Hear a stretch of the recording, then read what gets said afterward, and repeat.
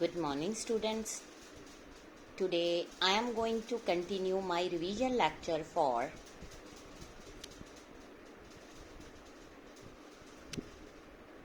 Plus 2 Arts Political Science, and the name of the chapter is India's Foreign Policy or India's External Relation.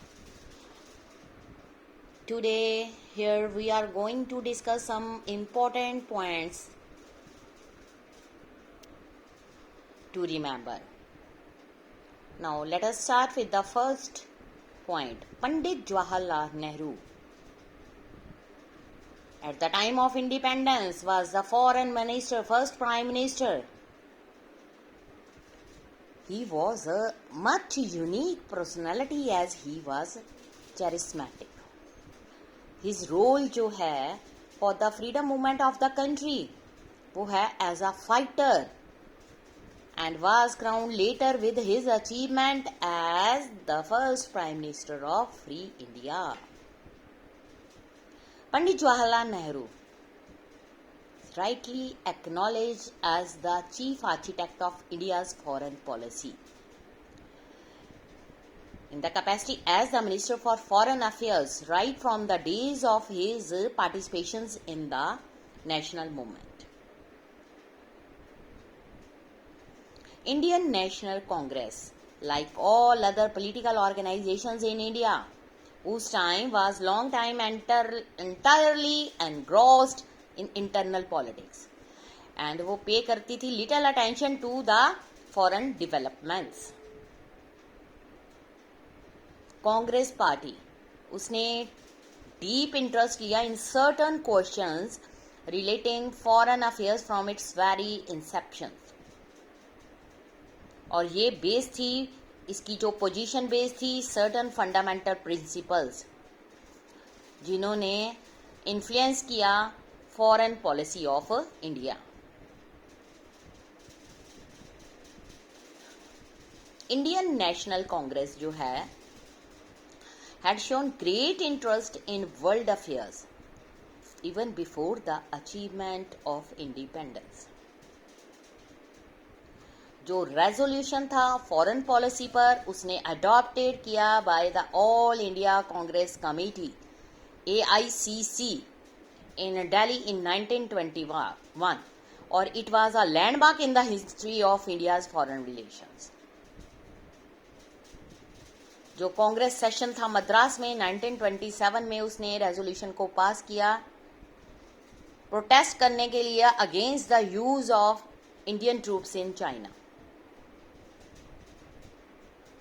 Mesopotamia, Persia deplored the extensive war preparations, जिसमें कि जो British government है उसने खुद इस चीज को लिया.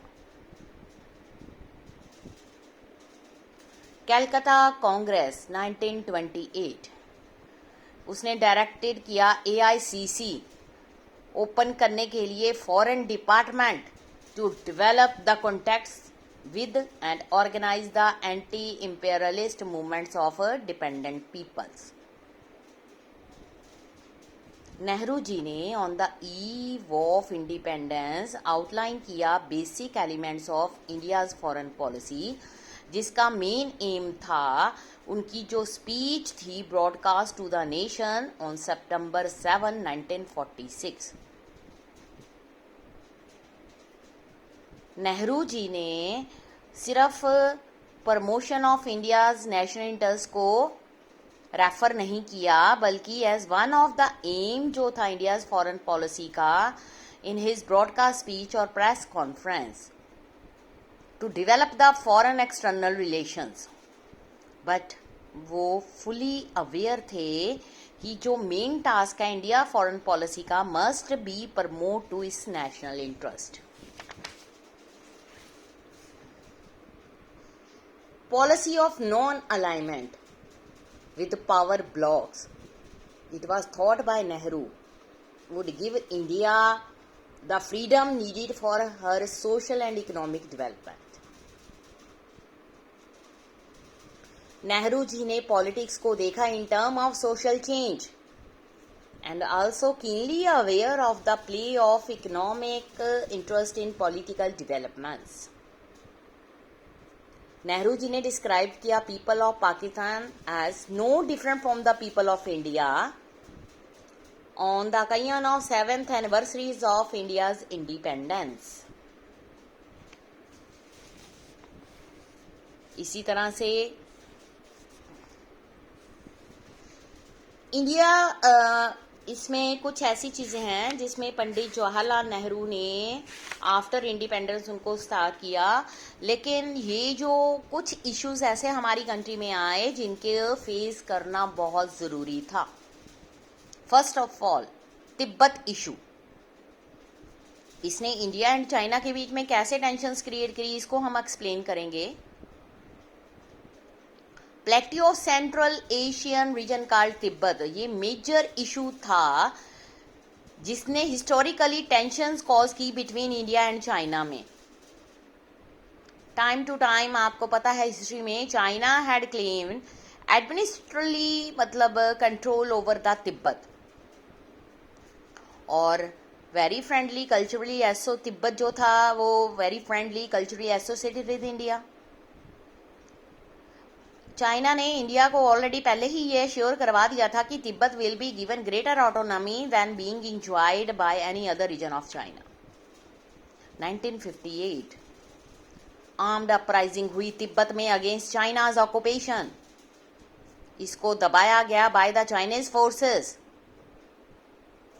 सेंसिंग द सिचुएशन वो वर्स हो गई. 1959 में दलाई लामा ने इंडियन बॉर्डर को क्रॉस कर लिया and sought asylum which was granted. Chinese government जो है स्ट्रांगली उसने प्रोटेस्ट किया अगेंस्ट दिस. 1959 में चाइना ने तिब्बत के ऊपर कंट्रोल कर लिया. लास्ट सेक्शन जो थे तिब्बतियन पॉपुलेशन के उन्होंने इस चीज का अपोज किया. जिन्होंने इसका अपोज किया उनको तिब्बत में से निकाल दिया गया. वो स्टिल अभी भी इंडिया में धर्मशाला के पास एज अजाइलम इंडिया में रह रहे हैं.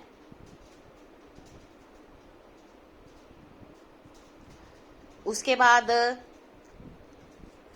और भी कई चीज़ें ऐसी हुई टेंशंस की इंडिया एंड पाकिस्तान के बीच में, इंडिया एंड चाइना के बीच में. उसमें पंडित जवाहरलाल नेहरू ने एक मेजर रोल प्ले किया. यहाँ पर मैं कुछ इस टाइम आपको हाइलाइट्स करूंगी two aspects of India's nuclear policy. सबसे पहले आएगा Panchsheel, principle of Panchsheel. bunch of 5 principles. Each country should respect the territorial integrity sovereignty of other country. One country will not interfere with the internal affair of other country. No country should invade other country. All countries should regard each other equal and work for mutual cooperation. जितनी भी countries हैं should pursue the policy of peaceful coexistence. Principles बनाएंगी let live as a sound base for their policy. उसी तरह से non align movement, ये movement जो है 1961 में इसको फाउंड किया गया. Principle of that movement to establish peace and order in the world. Racial discrimination को अपोज करना, मिलिट्री ब्लॉक से ऑफ रहना, अपोज करना, to work for disarmament and to end arms race, to end colonialism, to encourage the feeling of coexistence, live and let live. ये topic यहीं पर finish है. Next हम कल अपने अगले लेक्चर में स्टार्ट करेंगे. Thank you students.